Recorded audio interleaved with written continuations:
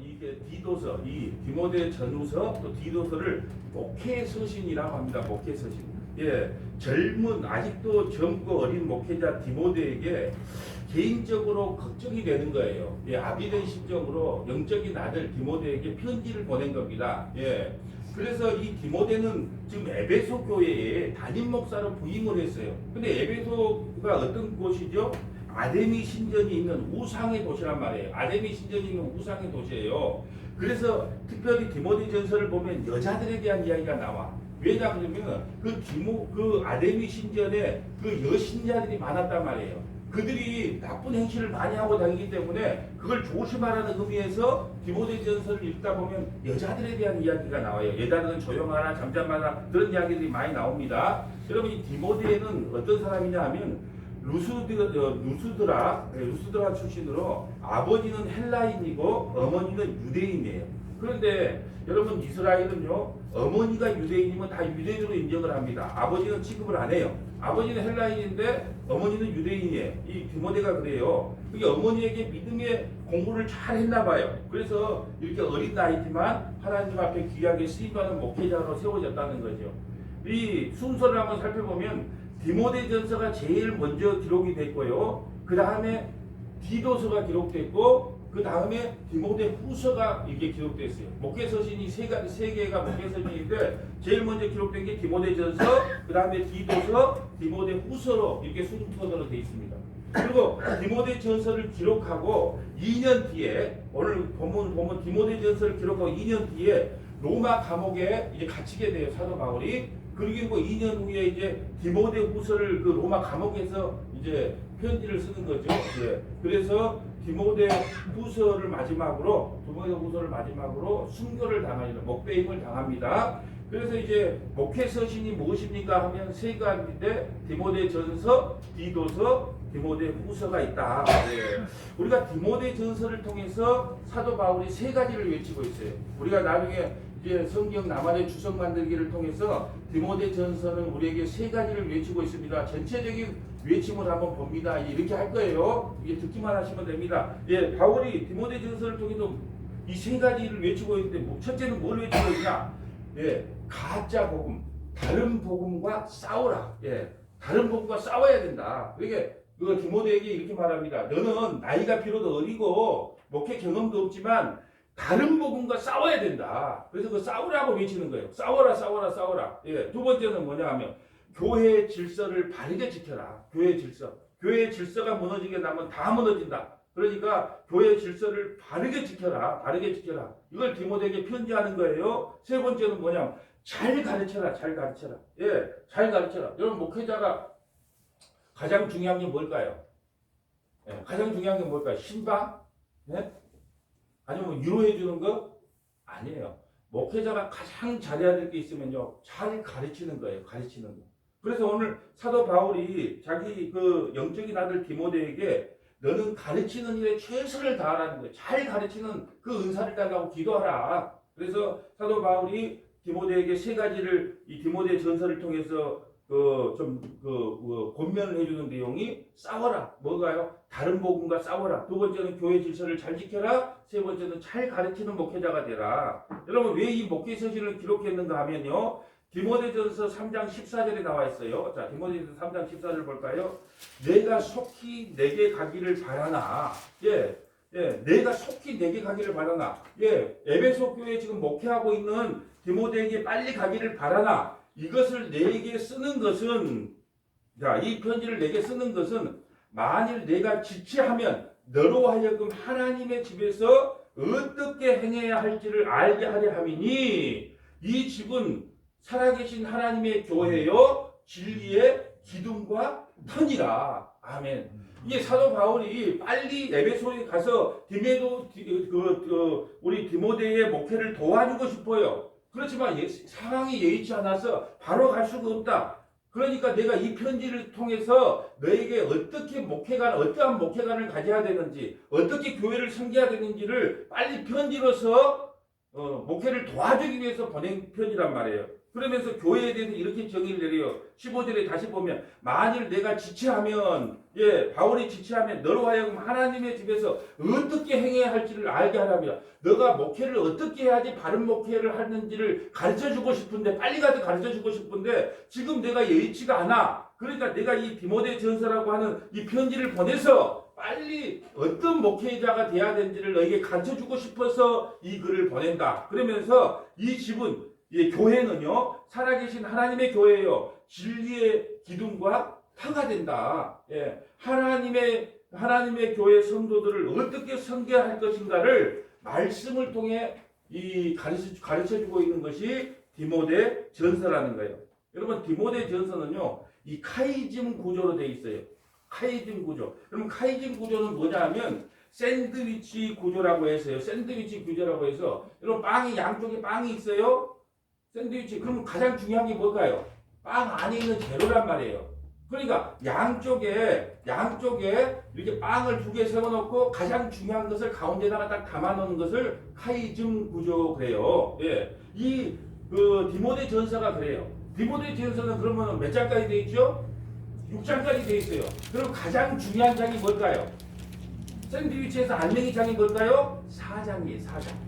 그러니까 1, 2, 3장은 뭐냐? 4장을 설명하기 위해서 보조 설명을 하고 그리고 4장 핵심을 설명하고 나서 5장, 6장을 설명을 해요. 여러분 모든 성경들이 다 그렇게 구성되어 있어요. 여러분 구약 성경에서 가운데 있는 게 뭐예요? 시자가 들어가는데 시가서는 5편이 있어요. 구약의 가운데 이게 카이즘 구조예요. 똑같아요. 구약의 가운데 있는 게 시가서거든요. 시가서는 뭐예요? 욥기, 시편, 잠언, 전도서, 아가서. 이걸 지금 시가서라고 하거든요. 근데 이 시가서가 구약에서 가장 중요해요. 왜 중요하냐? 보세요. 욥기는 뭘 우리에게 말해주고 싶은 거냐? 구약 성경에서 가장 중요한 게 그 가운데 있는 샌드위치로 가운데 있는 그 시가서인데 처음에 나오는 게 욥기예요. 욥기는 우리에게 뭘 말해주고 싶은 거냐? 성도에게 있어서 고난은 선택이 아니라 필수다. 성도에게는 고난이라고 하는 것은 선택이 아니고 필수다. 이걸 설명하는 거예요. 그러니까 욥기는 우리에게 뭘 이야기한다고요? 성도에게 여러분 밴드에 다 올려놨어요. 욥의 고난에 대해서 제가 올려놨으니까 한번 읽어보세요. 욥기의 주제는 뭐냐? 성도에게 있어서 고난이라고 하는 것은 선택이 아니고 필수다. 이걸 이야기하는 거예요. 그리고 나서 바로 시편으로 넘어가요. 그럼에도 불구하고 하나님을 찬양하는 것이 성도들의 직무다. 그래서 시편은 뭐예요? 하나님을 찬양하라는 내용이에요. 나에게 고난을 주시면 그렇지만 하나님을 영원토록 찬양하는 것이 성도의 본분이다. 이게 시편이에요. 중요하죠? 또 뭐예요? 시편 다음에 잠언이에요. 잠언은 뭐예요? 참 지혜자는 예수님이라는 거예요. 참 지혜자는 인간이 아니고 참 지혜자는 예수님이다. 이게 지금 카이즘 구조라는 그 가운데 핵심을 다 담아놨어요. 잠언의 주제가 뭐예요? 참 지혜자는 예수님이다. 그리고 이제 잠언이 넘어가면 전도서예요. 전도서는 뭐예요? 헛되고 헛되니 모든 것이 헛되다. 인생 내가 살아보니까 인생에서 내가 붙잡고 있는 것 모든 것이 다 헛되다. 그러므로 예수 믿는 것 외에는 모든 것이 다 뜬 구름과 같구나. 들의 풀과 같고 꽃과 같구나. 다 시드는 거구나. 그러므로 헛되고 헛되니 모든 것이 헛되니까 우리가 뭘 해야 된다? 예수님을 믿어야 된다. 이게 전도서예요. 그 다음에 마지막 뭐예요? 아가. 아가는 뭐예요?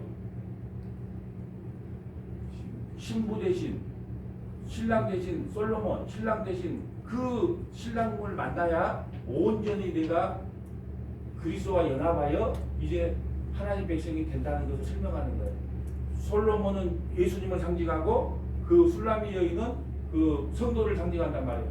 성도와 교회가 하나가 되어서 영원한 하나님의 나라에서 이제 잔치를 벌리는 그 내용이 뭐냐 하면 바로 아가서예요.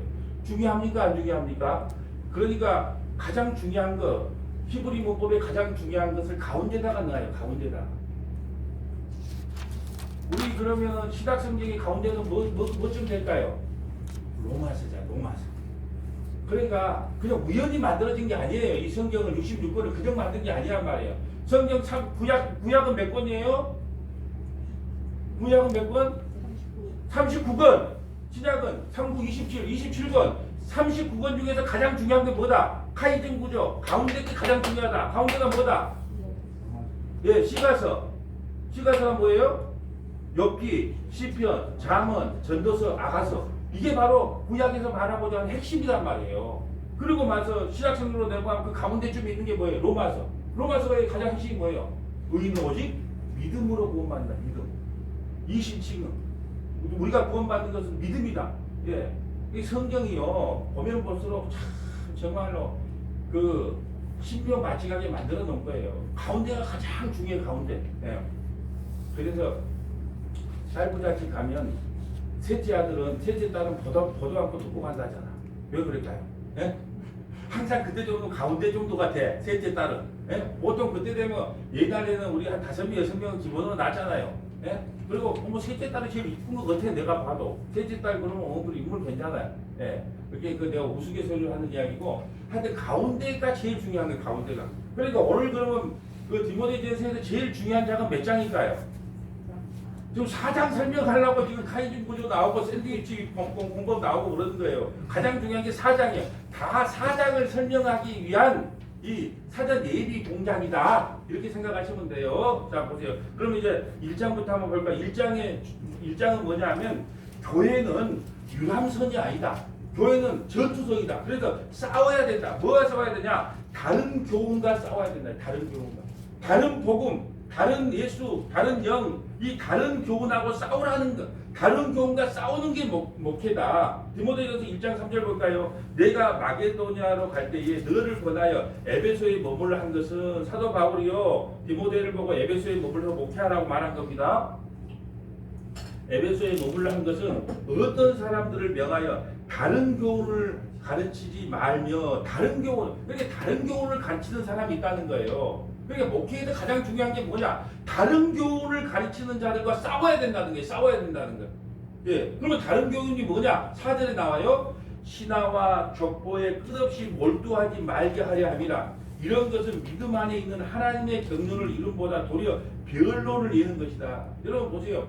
이 신하와 족보에 끊임없이 몰두하지 말라. 여러분 구약의 족보를 두고 이 이름은 뭘 의미를 하고 아브라함은 뭘 의미를 하고 막 그 이름 갖고 막 이게 파고 들어가는 사람이 있어요. 여러분 이거 호기심입니다. 호기심. 또 어떤 분들은 보면 광야에 42군데를 진을 쳤는데 이 진침대는 무슨 의미다 무슨 의미다. 그 참 호기심이에요. 여러분 하나님께서 불기둥과 구름기둥으로 가나안 땅으로 인도했습니다. 그러면 아멘 뜻이란 말이에요. 근데 자꾸 호기심을 유발해. 42군데 요거 진침대는 무슨 의미다 무슨 의미다. 그러니까 젊은 사람들이 많이 뭐예요? 왜? 호기심을 발동하니까 이런 거 하지 말라는 거예요. 뭐 족보와 또 신화 여러분 이 호기심 유발하지 말라. 특히 또 요즘 시대는요 히브리어나 또 첼라를 가지고 단어 하나를 파자를 내. 이건 무슨 뜻이다 이건 무슨 뜻이다. 그러니까 막 신기하거든. 막 호기심을 막 유발시켜요. 그런 거 하지 말라는 거예요. 성경을 전체 성경을 문맥과 배경 따라서 읽어줘야지 뭐 호기심을 유발하는 그런 그 성경의 가르침에 조심하라는 거예요. 근데 다 그런데 넘어가요. 참 희한하죠. 아니 불기둥과 구름기둥으로 광야 40년을 인도하셨습니까? 할렐루야 아멘 하면 될 건데 42군데 그 장막을 친데 의미가 뭐냐 하고 큰 의미를 갖다가 한 군데 한 군데를 따지면요 젊은 사람들이 그렇게 막 신기해하더라고. 아무런 남는 것도 없어요. 머리만 커진다니까요. 예. 나 그 말 해갖고 쫓겨났잖아요. 우리 교회는 머리만 이렇게 크고 손발은 적다고 예 그렇게 한번 했다고 부목사한테 했다가 예 스스로 나왔습니다. 제가 그냥 아유 왜 그러냐? 그런 진침감만 가지고 있다니 그게 뭔 의미가 있어요? 신화와 족보, 호기심, 헬라어 파자 해갖고 한자 이게 뭔 의미가? 그런 거 가르치지 말라는 거예요. 복음을 가르쳐야 된다. 성경 전체에 나오는 예수 그리스도께서 하신 일이 뭔가를 가르쳐야 되는데 호기심을 유발해서 그렇게 하면요 목사님이 좀 대단해 보여요. 왜? 뭐 하나 모르는 걸 막 발견해갖고 막 말하는 것처럼 보이니까 목사님이 막 업이 되는 거거든요. 와 우리 목사님 막 그런 거에 조심하라는 거예요. 4절 다시 봅니다. 신하와 족보에 끊없이 몰두하지 않게 말며 또 이런 것은 믿음 안에 있는 하나님의 경륜을 이루고 도리어 변론이 된다. 그러니까 하지 말라. 그렇게 하지 말라. 그런 거 가르치지 마라. 5절 이 교훈의 목적은 정결한 마음과 선한 양심과 거짓이 없는 믿음에서 나오는 사랑이거든. 여러분 목회자가 가르쳐야 될 게 뭐냐면 십자가의 높이와 넓이와 폭이 어떠한지를 우리 믿음의 권속들에게 깨닫게 해야 돼요. 십자가는요 오늘 듣고 말 문제가 아니에요. 십자가가 얼마나 위대한지 그 십자가의 사랑의 폭이 넓이가 어떠한지를 성도들에게요 매일매일 가르쳐 줘야 된다는 거예요. 예, 그런데 이 디모데가 목회했던 에베소 교회는요 금욕주의가 또 난무했어요. 금욕주의. 그래서 여러분 금욕주의가 뭐예요? 막 자기를 쳐서 복종시키는 거예요. 여러분 지금 여기에 계신 분들 중에요 한 일주일만 식사 안 하면요 전부 다 우리는 뭐가 왔다 갔다 뭐가 보여요. 이런 걸 체험하는 걸 좋아한단 말이에요. 그것이 바른 목회가 바른 신앙생활이 아니에요. 식사 잘 하시고 예, 삼시세끼 잘 타고 잘 드시고 운동하고 이 경건한 그것이 바로 경건한 신앙생활인데 자꾸 금욕주의를 통해서 뭔가 좀 환상적인 거 좀 이게 카타르시즘이 일어나는 그런 걸 추구했단 말이에요. 그건 잘못된 거다. 6절 사람들이 이에서 벗어나 헛된 말에 빠져 또 18절 볼까요? 아들 디모데야 내가 내게 이 교훈으로서 명하노니 전에 너를 지도한 예언을 따라 그것으로 선한 싸움을 싸우며 믿음과 착한 양심을 가지라. 어떤 이들은 이 양심을 버렸고 그 믿음에 관하여 파선하였다. 예, 여러분 목사가요 착한 양심을 버리면 어떤 일이 생길까요? 목회자가요 착한 양심이 생기면 어떨까요? 여러분 교회 행동을요 내 마음대로 씁니다. 그걸 양심을 버렸다고 그러는 거예요. 아 우리 목사님은 사례비도 안 받아. 사례비 안 받으면 뭐 있고 교회 카드 갖다 마음대로 쓰는데 잘 좀 생각을 해보셔야 되는데 우리 목사님은 사례비도 안 받아 이런 걸 또 칭찬하더라니까요. 아니 사례비를 받더라도 투명하게 하고 그렇게 해야지. 아 교회 카드 갖다가 자기 마음 걸로 밥 사준 거 다 써버리면 여러분 목회자가요 믿음과 착한 양심을 버리면요 그 하나님 앞에 바쳐지는 그 헌금을요 제멋대로 써버립니다. 그것뿐 아닙니다. 교회 건물을요 이러쿵저러쿵 해가고요 그냥 팔아요. 이것이 왜 그런 일이 있을까요? 믿음과 착한 양심에서 벗어났기 때문에. 그들을 성경이 뭐라 그래요? 파선했다 그래요. 파선했다. 그 가운데 후메네오와 알렉산더가 있으니 내가 사탄에게 내준 것은 그들로 훈계를 받아 신성을 모독하지 못하게 합니다. 여러분 좋은 목사란요 좋은 것이 좋지 뭐 아니에요. 여러분 좋은 것이 좋지 뭐 아니란 말이에요. 그거 좋은 목사 아닙니다. 또 카리스마로요 성도들을 잘 다스리는 것이 좋은 목사 같지요. 참만의 말씀이에요. 여러분 어떤 목사가 좋으냐? 복음을 지키고 교회를 바르게 세우기 위해서는 질서에 반한 일을 하는 성도들에게요. 성도가 있다면 아픔이 있더라도 잘라내는 고통을 감수하는 게 진짜 목사예요. 복음을 지키고 교회를 바르게 세우기 위해서는 교회 질서를 유지하는 것이 목사의 일이란 말이에요. 오늘 디모데에게 이걸 부탁하는 게 교회 질서 잘 지키라. 교회 질서를 안 지키면 이게 난파선된다. 난파선된다. 한번 생각해 보세요. 지금은 우리가 몇 명 안 돼서 그렇지만 예? 한 100명 된다고 생각해 봅시다. 여기는 이만하고 저기는 저만하고 여기는 요만하고 다 들어주면요 나중에 배가 저 산꼭대기에 올라갔어요. 예? 그 비유 마찬가지라고 못 봐요. 그래서 교회라고 하는 것은 당회장이 있고 당회원이 있고 안수집사가 있고 권사가 있고 재직회가 있고 다 하나님께서 만든 거예요. 성경을 하나님께서 만든 거예요. 그걸 통해서 교회를 유지하라고 만든 거란 말이에요. 그걸 무시하면 안 된다는 거예요. 예. 여러분 복음을 지키고 교회를 바르게 세우는데 목회자는 집중을 해야 된다. 여러분 우리가 신앙생활하면서 생각해야 될 게요. 사람 따라가면 망합니다. 예, 복음 따라가면서 합니다. 때로는요 부모, 형제, 자식이라도 다른 교훈, 다른 복음을 따라가면요 멀리 할 수밖에 없어요. 저도요 형제들이 많은데요 그렇게 그건 복음이 아닙니다. 그게 율법주의입니다라고 수없이 이야기를 해도 이미 쇠뇌가 됐기 때문에 방법이 없어요. 그럼 어떻게 할 거예요? 할 수 없는 거예요. 여러분 부모든 형제든 자식이든요 다른 복음, 다른 예수, 다른 영을 따라가면 할 수 없다는 거예요. 방법이 없다는 거예요. 여러분 교인의 숫자보다요 예배당 크기보다 더 중요한 것은요 그 교회가 참된 복음을 가르치며 지키고 있느냐는 거예요. 이게 가장 중요하다는 거예요. 그래서 사도 바울은요 오늘 에베소 교회를 위해서 이렇게 말합니다. 에베소 교회를 목회할 때 이 세 가지를 좀 중점적으로 목회를 하라고 이야기하는데 사도 바울이 디모데에게 너희 에베소 교회를 목회할 때 이 세 가지를 좀 중점적으로 목회를 해라. 첫째는 뭐냐면 바른 복음을 끝까지 전해라. 바른 복음을 끝까지 전해라. 이것은요 사도 바울이 목회 서신을 할 때마다 바른 복음 한이 맺혔어요. 왜요? 그만큼 다른 복음이 많다는 거예요.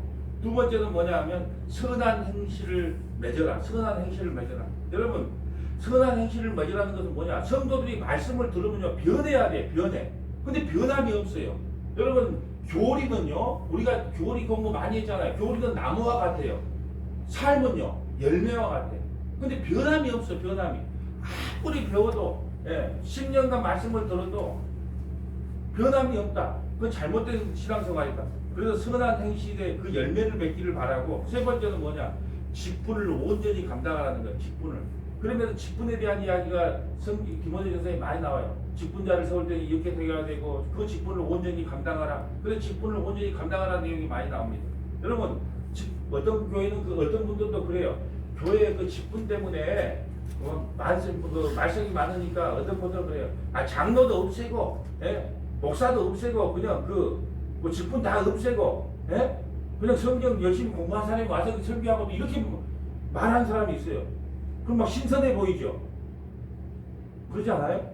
그렇게 주장하는 사람들도 있단 말이에요. 목사도 없애고 장로도 없애고 권사도 직분도 없애고 우리 다 형제로 자매로 다 이렇게 하자. 막 뭐 신선해 보이죠. 성경을 모르니까 신선해 보이는 거예요. 그러면 장로 목사를 누가 세웠습니까? 성경이 하나님이 세우라고 했다니까요. 장로 누가 세웠습니까? 하나님이 세우라고 했어요. 안수집사 누가 세웠어요? 성경이 세우라고 해서 세운 겁니다. 그런데 뭘 모르니까 여러분 문제 많다고 그걸 갖다가 다 없애버리면 그 좋은 신앙이고 좋은 교회관이 되냐는 거예요. 안 된다는 거죠. 그 성경에서 말하고 있다. 여러분 그렇다면은 우리 교회가 성숙해 가기 위해서는 어떻게 해야 되는가? 이 사장을 한 번씩 보고 갑니다. 자, 서머나 교회가 성숙하기 위해서는 첫째는요, 제일 중요한 게 목회자예요, 목회자. 성도는요, 목회자의 가르침만큼만 갑니다. 볼까요? 목회자가 성숙해야 된다. 디모데전서 4장 14절. 내 속에 있는 은사, 그 장로회에서 안수받을 때 예언을 통하여 받은 것을 가볍게 여기면, 여러분 목사가 되기 전에 하나님께서 주신 은사가 있단 말이에요. 각자 목사님들마다 은사가 틀린데 조금 이따 나에게 받은 은사는 무엇인가를 하나님께서 내가 안수받기 전에 무슨 은사를 주셨는가, 그걸 뭘 깨닫게 하셨는가, 그걸 조금 이따 가서 이야기할 건데, 안수받을 때 예언을 통하여 받은 것을 가볍게 여기지 말라는 거예요. 이거 예민해야 됩니다. 하나님 나는 어떤 목회를 해야 됩니까? 라고 목사 안수를 받기 전에 하나님 나는 어떤 목회 방향을 가야 됩니까? 하고 기도했단 말이에요. 그때 하나님께서 어떤 방향으로 가라고 그 안수 받을 때의 예언을 준 것을 소홀히 여기지 말라는 겁니다. 15절. 이 모든 일에 전심전력하여 너희 성숙함을 모든 사람에게 나타나게 하라.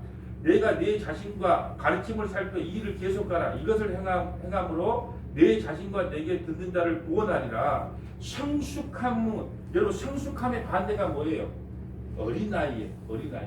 여러분 성숙한 사람과 어린아이를 지금 대조시키는 거예요. 여러분 성숙한 신앙인은요, 성숙한 목회자는요, 참고 인내합니다. 성숙한 목회자는 뭐예요? 참고 인내해요. 이게 여러분 속에서 찬물이 나도 참고 인내하는 것이 성숙한 목회자예요. 그럼 어린아이와 같은 사람은 어떨까요? 어린아이와 같은 성도는 어떻게 될까요? 변덕이 심해요. 어린아이가 그렇잖아. 인형 갖고 놀다가 이거 싫어. 아빠 저거 이거 저거 그런다는 거예요. 성숙함과 어린아이를 지금 이게 대조시키는 거예요. 그렇다면 장로회에서 안수받을 때 예언을 통하여 얻은 것을 가볍게 여기지 말라고 했는데, 저도요 목사 안수를 받기 전에 하나님께서 강하게 이렇게 새벽에 기도하고 있는데, 마태복음 28장 18절 이하를 펴서 읽어라. 얼마나 성경을 그때 당시에는 참 얼마나 성경을 안 읽었는데, 마태복음 28장 18절 이하를 펴서 읽으라고 새벽에 기도하는데 계속 감동을 주는데 그게 뭔 내용인지를 모르겠는 거예요. 궁금해 죽겠는데. 그래서 이제 1시간 정도 새벽 이제 기도가 끝나니까 성경을 펴갖고 바로 읽어봤죠. 궁금하잖아요. 그럴 때 뭐라고 했느냐?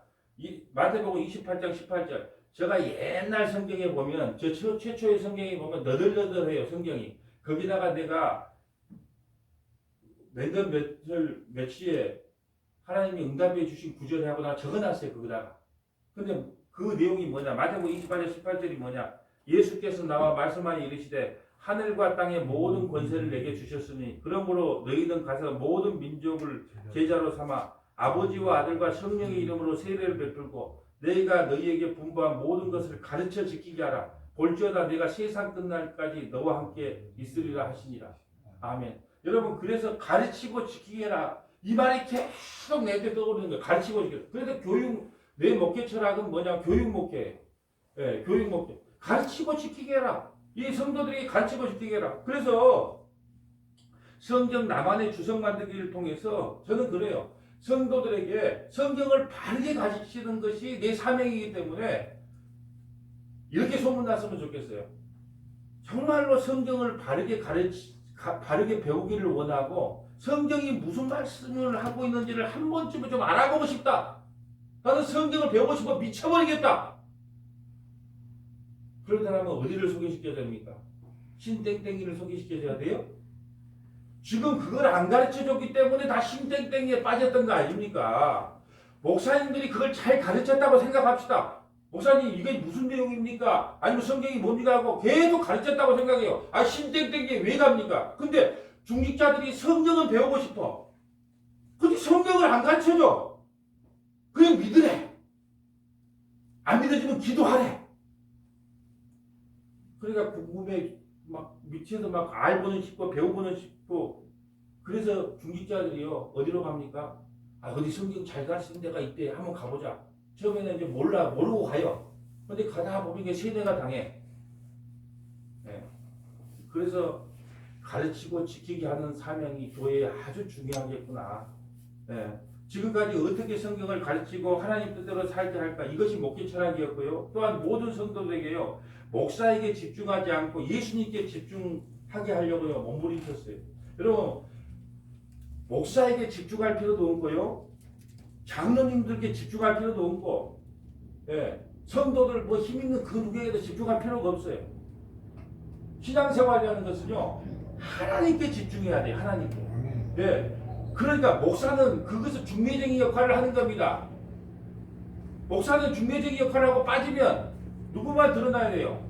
예수님께 소개시켜주는 중매쟁이 역할만 하고 끝내야 된다는 거예요. 근데 그 자리를 누가 차지하냐 결국은 나중에 목사가 그 자리를 차지함으로 문제가 생긴다는 거예요. 목사는 중매쟁이에요. 사도 바울도 중매쟁이에요. 디모데도 중매쟁이에요. 문명사도 중매쟁이로 끝내야 돼요.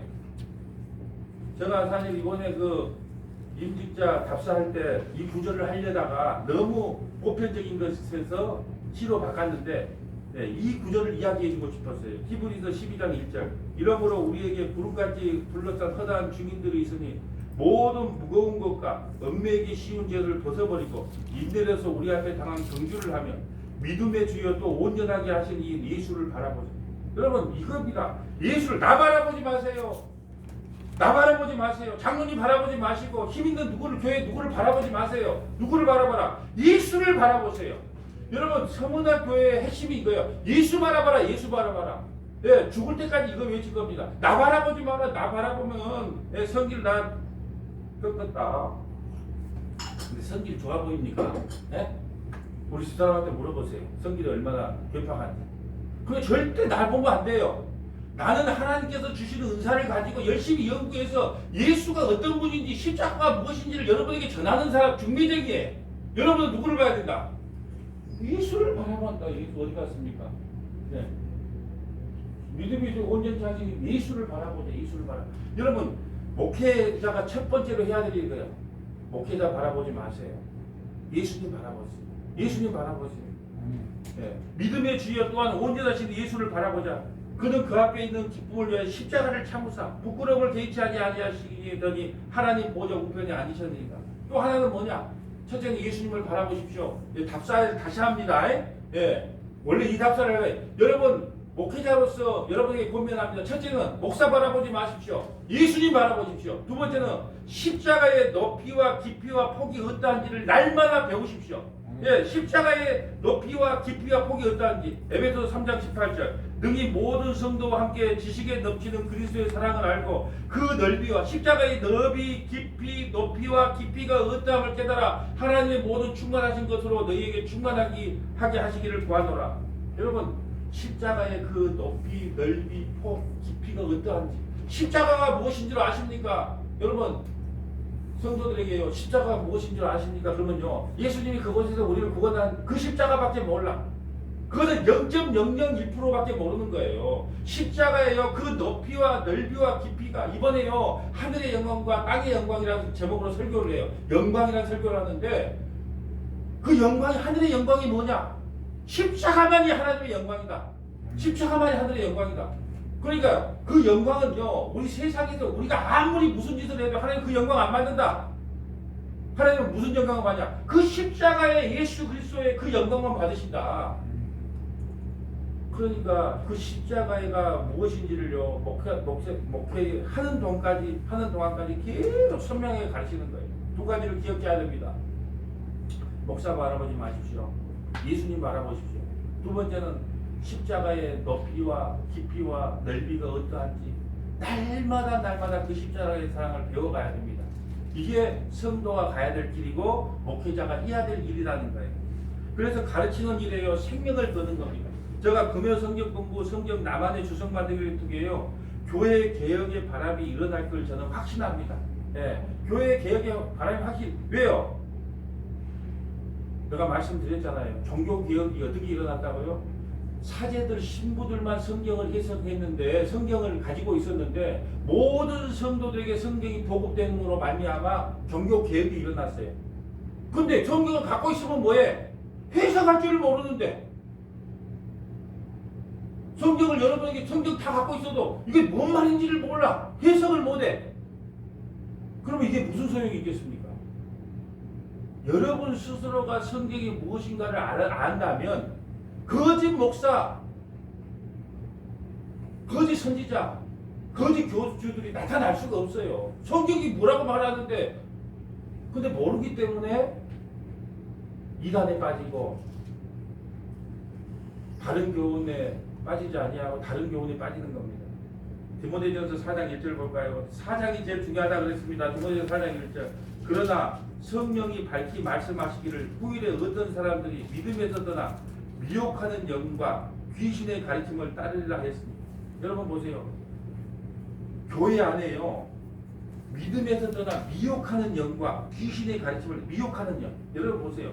제가요 십자가를 바라보십시오. 십자가의 깊이와 넓이가 무엇인지를 바라보십시오. 예수님을 바라보십시오. 이것이 더 여러분 귀에 확 들어옵니까? 저번에 말씀드렸처럼 안진병이를 확 일으켜본 것을 더 눈에 들어올까요? 그런 목사를 능력 있는 목사라고 말한단 말이에요. 그런 목사를 부흥에 초청을 시켜요. 왜요? 그렇게 경험해가지고 그러니까 그 목사님 초청이하고 나았다는 사람들 많아. 예? 그걸 무슨 영이라 그래요? 미혹의 영과 귀신의 가르침을 따라요.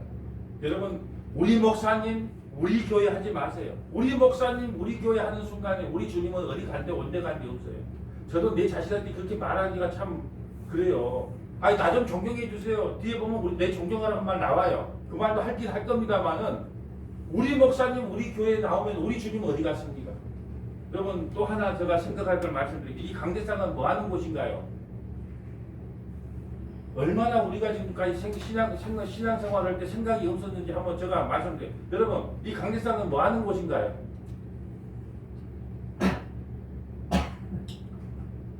이 강대상 위에 아이들을 불러놓고 재롱잔치를 벌려요. 청년들을 불러다가 제주 무대를 꾸립니다. 어른들을 불러다가 자랑 무대가 되어 연극을 해요. 여러분 한번 생각해 보세요. 왜 그럴까요? 그렇게 하면요 할아버지도 오고 엄마도 와요. 얘들 재롱잔치 보다 그게 전도에 도움이 되니까. 이 강대상 위에는 뭐 하는 곳입니까? 아이들 와서 이 재롱 무대 떠는 것이 강대상 위에요. 예, 청년들이 와서 제주 얼마나 그 많은 재주를 갖고 있는 거예요. 그거 부리는 것이 이 강대상 위에서 할 일입니까? 또 어른들이요 얼마나 색소폰을 잘 불고 얼마나 뛰어난가를 자랑하는 것이 그것입니까? 여러분 이게요 교회가 병 들어가고 있다는 표시예요. 한 번도 누군가는 이런 말을 해준 적이 없습니다. 왜 그럴까요? 지금까지 그렇게 다 해왔는데 왜 목사님만 그러십니까? 근데 여러분이 한번 생각을 바꿔놓고 좀 생각해 보시라는 게 디모데전서를 통해서 한번 생각해 보세요. 이 강대상은 과연 뭐 하는 곳일까? 뭐 하는 곳이야지 하나님께서 기뻐할까? 여러분 저는 설교를 누구에게 할까요? 항상 1차 설교자가 1차 청중은 누굴까요? 목사의 1차 청중은 누굴까요? 항상 성도들은 그렇게 생각해요. 성도라고 생각을 해요. 천만의 말씀이에요. 저는요, 지금까지 설교하면서 항상 1차 청중은 하나님이었어요.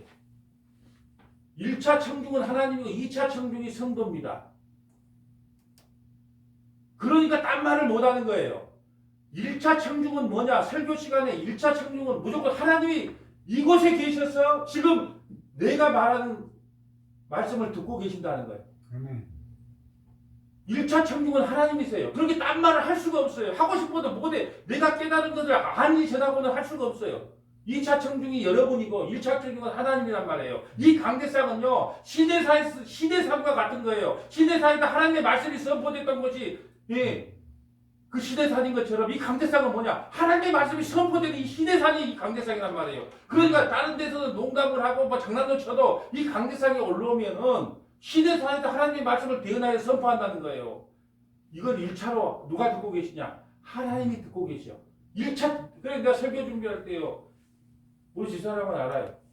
설교 원문을 최소한 여기 올라올 때 한 20번, 30번을 점검하고 적고 빨간 글씨, 파란 글씨 표시하고 적고 또 추가하고 적고 그렇습니다. 왜 그럴까요? 1차 청중이 누구? 여러분 저는요. 여러분을 상대로 설교를 하려고 그러면요. 여러분 성경 저는 이거 하나 갖고 원래 옛날에는 이게 성경 책만 갖고 와서 설교를 했어요. 성경 갖고 내가 이거 만들었다니까요. 이거 설교 원고를. 예? 원래 성경만 들고 와서 그냥 설교를 했어요. 근데 왜 이거 설교문을 적으려고 하냐? 하나님 앞에 내가 혹시 잘못된 말씀을 전하지는 않을까? 늘 고민이 그거예요. 아니 20번, 30번 갖고 온다니까요. 그걸 30번 그걸 아침에 한 번, 저녁에 한 번, 오후에 한 번. 왜 그럴까요? 여러분이 청중이라고 1차 청중이라고 생각했으면요. 그렇게 안 합니다. 나의 1차 청중, 설교의 1차 청중은 하나님이세요. 그렇기 때문에 하나님이 내 말씀을 듣고 계시기 때문에 그분이 말씀하고자 하는 것만 전해야 된다는 거예요. 예. 근데 하나님께서 한번 생각을, 시대사에서 지금 그 하나님의 엄한 말씀이 선포되고 있는 그 자리에 재론 장치가 무엇이며 인간의 잔치가 뭐예요? 또 요즘은 열린 예배 같은데 열린 예배가. 예. 그리고 요즘은 큰 교회 가면 오페라처럼 그렇게 연극으로 또 예배를 드려요. 근데 누구 하나 말해주는 사람이 없어. 그건 잘못된 겁니다. 여러분 기억하십시오. 이 강대상은요 신의 산이에요. 신의 산에다 말씀이 선포되는 그곳이 바로 이 강대상이란 말이에요. 예, 그걸 명심해야 됩니다. 그래서 항상 하는 말이 사도 바울이 디모데에게 하는 말이 영적 전투에서 진리와 비진리가 싸울 때 청중 중심이 되지 말고 하나님 중심으로 목회해라. 이게 자기 아들 디모데에게 하는 메시지란 말이에요. 자, 2장의 주제는 누구냐? 2장의 주제는 뭐냐? 예수님이 누군가를 선명하게 설명하는 거. 2장 5절 볼까요? 하나님은 한 분이시요 또 하나님과 사람 사이 중보자는 한 분이시니 곧 사람이신 그리스도 예수다. 중보자, 하나님과 우리 사이의 가운데 사다리가 되는 분이 다 야곱의 사다리 뭐 이렇게 다 이 중보자를 상징하거든요. 그가 모든 사람을 위하여 자기를 대속물로 주셨으니 기약이 이르러 주신 것이니라. 모든 사람에게 대속물로 줬는데 믿는 사람은 누구와 믿는다? 창세기의 생명책에 농명된 자만 믿어요. 여러분 농명되지 않으면요. 여러분 창세기의 생명책에 농명됐는지 안 됐는지 어떻게 알 수 있을까요? 나는 예수님이 안 묻고 싶어. 그런데도 창세기의 생명책에 기록된 자는요. 그것이 믿어져. 제발도 안 믿고 싶은데 믿어져. 그냥 믿어져. 근데 믿고 싶어. 예수님이 나를 위해 십자가에 죽었다는 것을 믿고 싶은데 생명책에 농명되지 않는 사람 믿고 싶어도 못 믿는 거예요. 근데 어떻게 우리가 믿게 되는 줄 아세요? 복음을 전할 때 성령께서 우리 귀를 열어줘요. 그래서 복음이 중요한 거예요. 아무리 뭐 웃긴 이야기, 재밌는 이야기 갖고는 성령께서 귀를 안 열어준다니까요. 여기에서 복음을 선포됐을 때 성령께서 여러분의 귀를 열어주므로 하나님은 살아계시고 예수님이 우리를 위해 십자가에 죽으셨구나. 그게 선명하게 깨달아진다는 거예요. 그래서 말씀을 듣는 자리에 언제 터질지 모르기 때문에 잭바 당길 때 언제 터질지 모르기 때문에 그 노름판에 계속 가는 것처럼 언제 하나님의 말씀이 귀가 열려서 들릴지 모르기 때문에 말씀을 듣는 자리에 소홀히 하지 말라는 겁니다. 아멘. 여러분 3장은 하기 전에 그저께 어떤 분이 디모데전서 질문이 하나 했는데 한번 보고 갈까요? 혹시 디모데전서 2장 11절 한번 봐봅니다. 여기 안 나와 여기서 스크린은 없어요. 저에게 질문한 건데 디모데전서 2장 11절 한번 보고 갈까요? 자, 디모데 2장 11절 질문하고 시간이 좀 가더라도 저에게 이런 질문을 했어요. 디모데전서 2장 11절 찾았으면 아멘. 디모데 2장 11절 여자는 일제 순종함으로 조용히 배우라. 여자가 가르치는 것과 남자를 주관하는 것을 허락하지 아니하느니 오직 조용할지니라. 여러분 딱 이거 보면 이 성경대로 문자대로 하면 여자도 조용해. 그러면 앞으로 우리 선문하기 여자들 다 조용하니 얼마나 좋아. 그래 이게 성경을 문자대로 보면 된다 안 된다. 항상 배경 1세기 때 배경과 21세기 지금 21세기 때 지금 남녀 차별이 없고 남자들이 깨갱하는 시대에 지금 이걸 이렇게 적용하면 되겠어요 안 되겠어요? 왜 이 말을 했느냐 하면 아데미 신전이 있었기 때문에요. 그 여자 창기, 여자 여신자들이 많았는데 그들이 자꾸 교회에 들어와서 분란을 일으키는 거예요. 풍문으로 듣고 와서 자꾸 분란을 일으켰단 말이에요. 그 시대적 배경이 있단 말이에요. 아데미 신상의 그 여신들한테 자꾸 이렇게 이상한 말이 전파되고 여자들이 자꾸 교회를 혼란시켜요. 그러니까 1세기에 맞게끔 여자들은 조용해라. 이렇게 이야기를 한 거예요.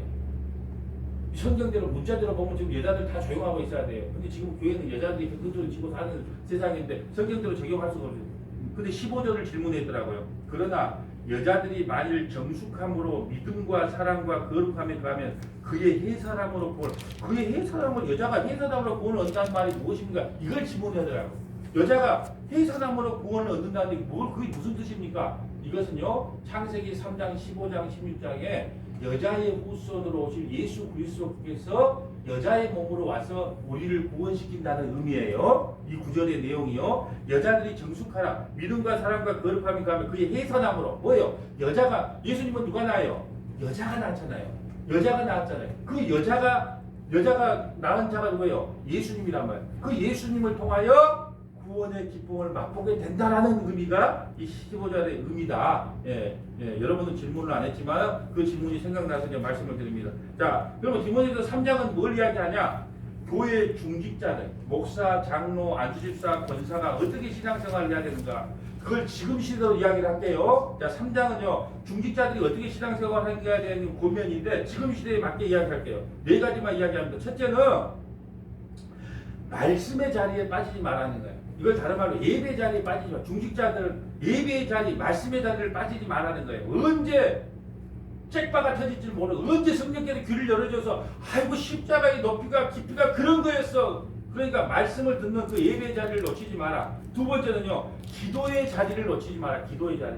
여러분 원래 중직자는요 의무적으로 하루에 한 번씩 교회에 들려서 아침에 기도를 하고 하든지 퇴근하면서 기도를 의무적으로 그렇게 해야 돼요. 제가 그렇게 하면 나 목사님 못하겠습니다. 그런 사람들이 많을까봐 내가 지금은 훈련이 안 되기 때문에 안 하는 건데 원래 원칙은 아침에 출근을 하면서 기도를 하든지 퇴근하면서 무조건 하루에 한 번씩은 교회에 들려라. 그래서 기도하고 가라. 이게 원칙이에요. 근데 운전도 못해. 좀 멀리 있어 일하고도 못해.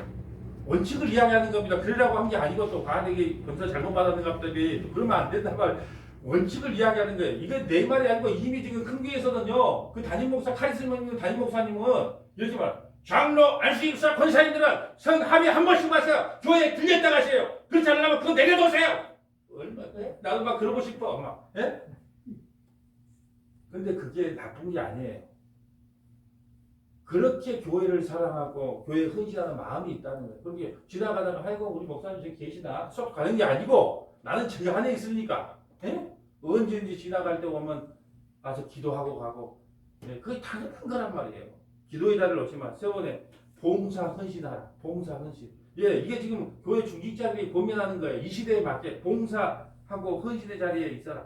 네 번째는 뭐냐? 가족 관계를 원만하게 하라. 가족 관계에 대한 이야기가 많이 나와요.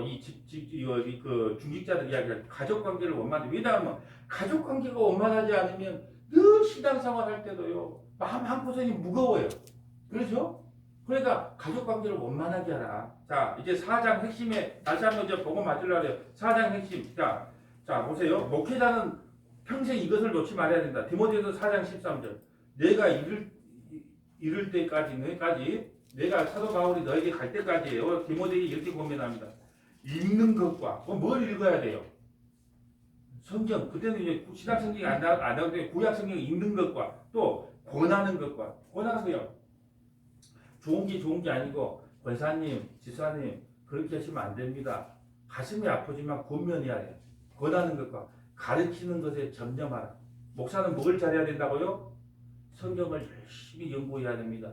그리고 성도들에게 잘못 신앙생활하면요 권면해야 돼요. 미워서 권면. 내가 잘나서 여러분을 권면하는 게 아니고 직책이 목사기 때문에 이 교회를 나에게 하나님께서 맡겼기 때문에 여러분에게 권면하는 거예요. 김권사님, 우리 안내위원이니까 좀 빨리 와서 안내위원 해주세요. 기분 나빠요. 목사님 그래 하겠습니다. 이렇게 느껴져요. 아니, 대답은 하지 마세요. 속으로.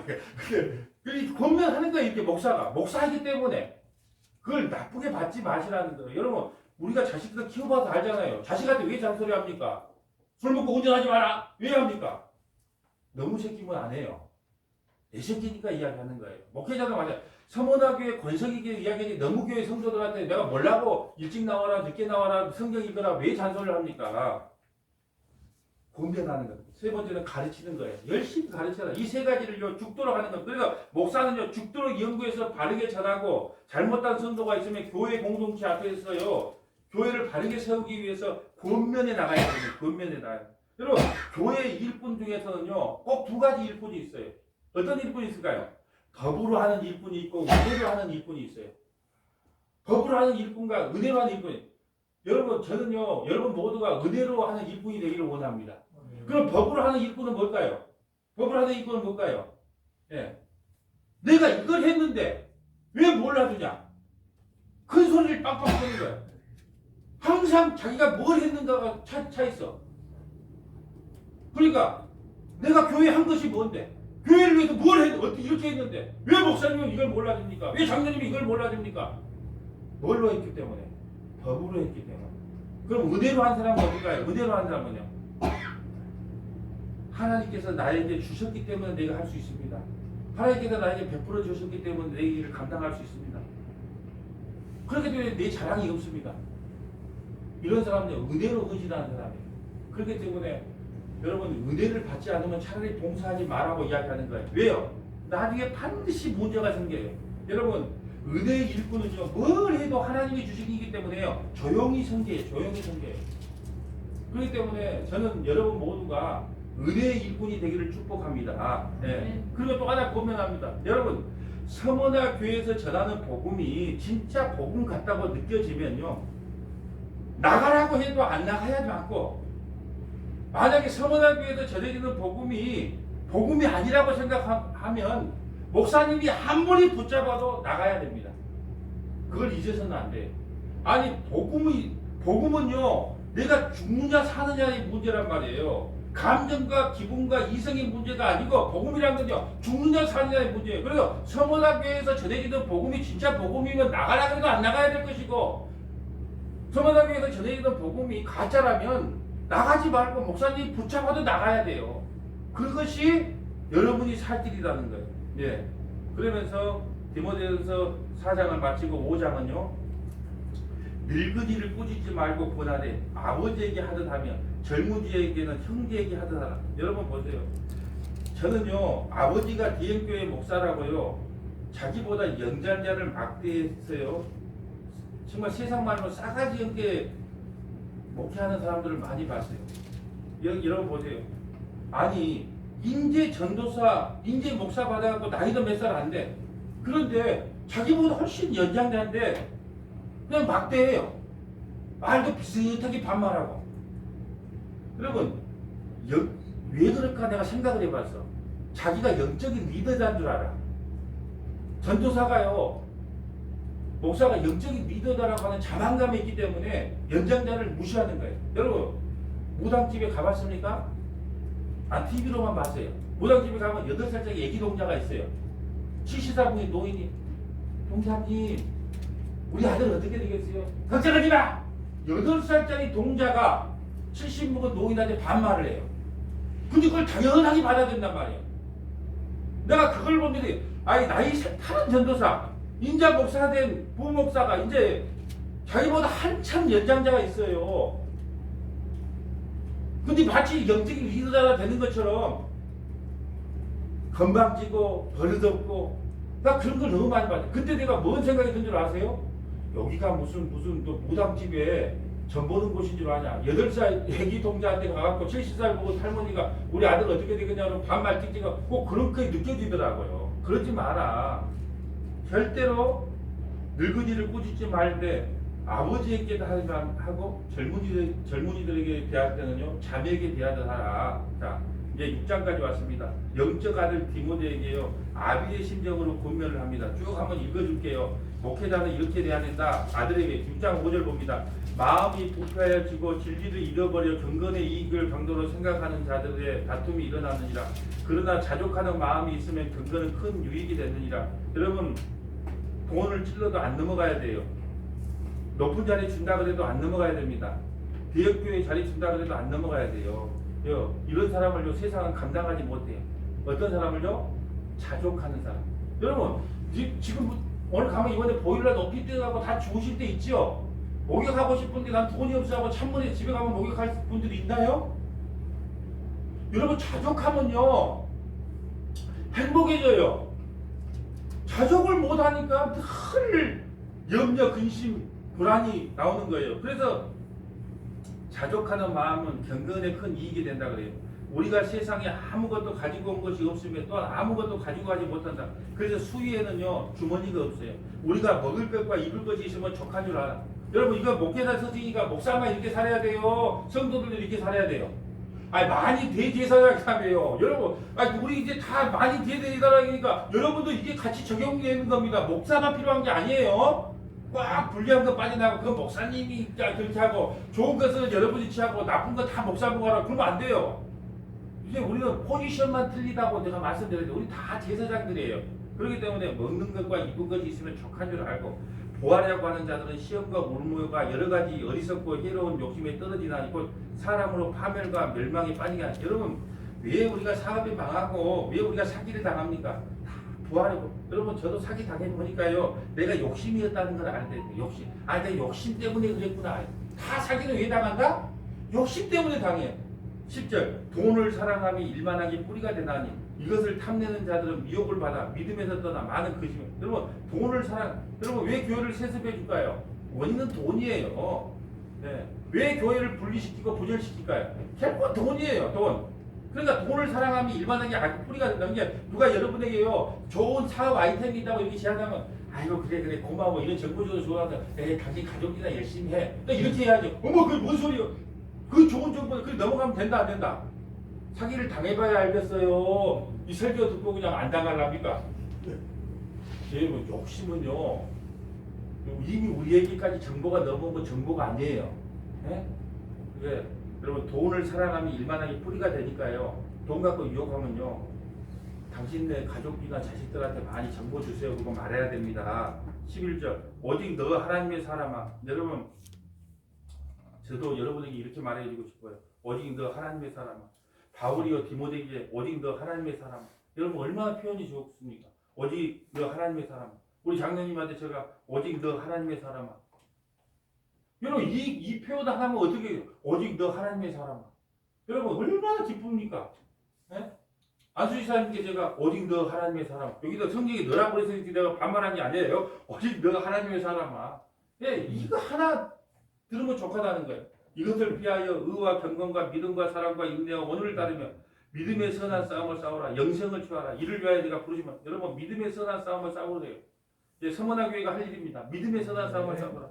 우리 주 예수 그리스도께서 나타나실 때 흠도 없고 책망할 것도 없이 이 명령을 지키느니라. 아멘. 여러분 말씀을 정리하면서 한 가지만 말씀을 드릴게요. 이 구절이 나왔기 때문에 말씀드립니다. 여러분 제가 못 먹고 못 살아서 이 말씀을 드리는 것이 아니고요. 진심으로 가르치는 마음에서 이 말씀을 드립니다. 오해 없이 들어주셨으면 좋겠어요. 저 디모데전서 5장 17절 봅니다. 디모데전서 하니까 말합니다.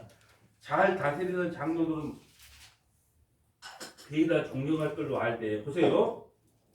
우리 장로들은요, 가르치는 장로가, 말씀 선포하는 장로가 있고 교회 성도들을 이렇게 양육하고 지도하는 장로님이 계세요.